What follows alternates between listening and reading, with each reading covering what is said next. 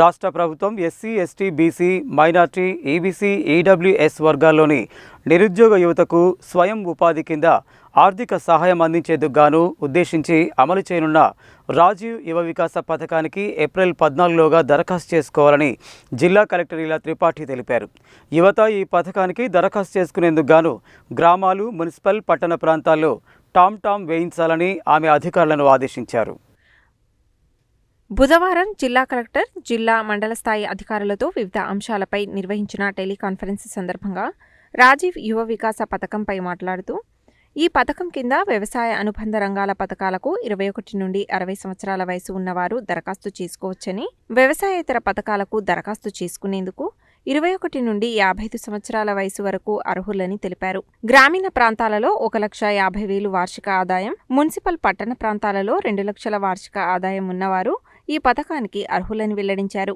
ఈ పథకం కింద యూనిట్ పరిమితి 50,000 నుండి 4 లక్షల వరకు ఉందని, 50,000 యూనిట్కు దరఖాస్తు చేసుకున్న వారికి 100% సబ్సిడీ వస్తుందని, 50,000 ₹1 నుండి ₹1,00,000 వరకు 90% సబ్సిడీ ఉంటుందని, 10% బ్యాంకు రుణం ఉంటుందని, ₹1,00,000 నుండి ₹2,00,000 వరకు 80% సబ్సిడీ, 20% బ్యాంకు రుణం ఉంటుందని, 2 లక్షల నుండి 4 లక్షల రూపాయల వరకు యూనిట్లకు 70% సబ్సిడీ, 30% బ్యాంకు రుణం ఉంటుందని తెలిపారు. చిన్న నీటిపారుదల పథకాలకు 100% సబ్సిడీ ఉంటుందని, అత్యంత దుర్బల సమూహాలకు ₹1,00,000 వరకు 90% సబ్సిడీ వస్తుందని ఆమె వెల్లడించారు. అభ్యర్థులు దరఖాస్తుతో పాటు ఆయా యూనిట్లకు సంబంధించి ఆధార్ కార్డు, రేషన్ కార్డు, కుల ధృవీకరణ పత్రం, పట్టాదారు పాస్బుక్, సదరం ధృవీకరణ పత్రం, పాస్పోర్ట్ సైజ్ ఫోటో, దుర్బల సమూహాలైతే అలాంటి ధృవపత్రం జత చేయాల్సి ఉంటుందని తెలిపారు.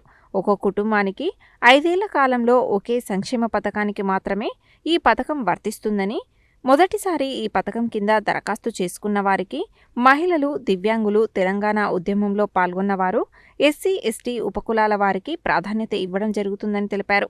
అభ్యర్థులు పూర్తి చేసిన దరఖాస్తు ఫారాలను ధృవపత్రాలతో జతచేసి సంబంధిత ఎంపీడీఓ కార్యాలయాలలో, మున్సిపల్ పట్టణ ప్రాంతాలలో అయితే మున్సిపల్ కార్యాలయంలోని ప్రజాపాలనా సేవా కేంద్రాలలో అందజేయాలని పేర్కొన్నారు. గతంలో ఆన్లైన్ ద్వారా దరఖాస్తు చేసుకున్నవారు అన్ని పత్రాలను జతచేసి దరఖాస్తులను ఎంపీడీఓ కార్యాలయం లేదా మున్సిపల్ కార్యాలయాలలోని ప్రజాపాలనా సేవా కేంద్రాలలో ఇవ్వాలని తెలిపారు. రాజీవ్ యువ వికాస పథకానికి వచ్చిన దరఖాస్తులు అన్నింటినీ పరిశీలించిన మీదట మండల స్థాయి కమిటీ జాబితాను ఎంపిక చేసి జిల్లా స్థాయికి పంపిస్తుందని, జిల్లా స్థాయి కమిటీ జిల్లా కలెక్టర్ ఆధ్వర్యంలో జాబితాను పరిశీలించిన అనంతరం లబ్ధిదారులను ఎంపిక చేస్తుందని ఆమె తెలిపారు.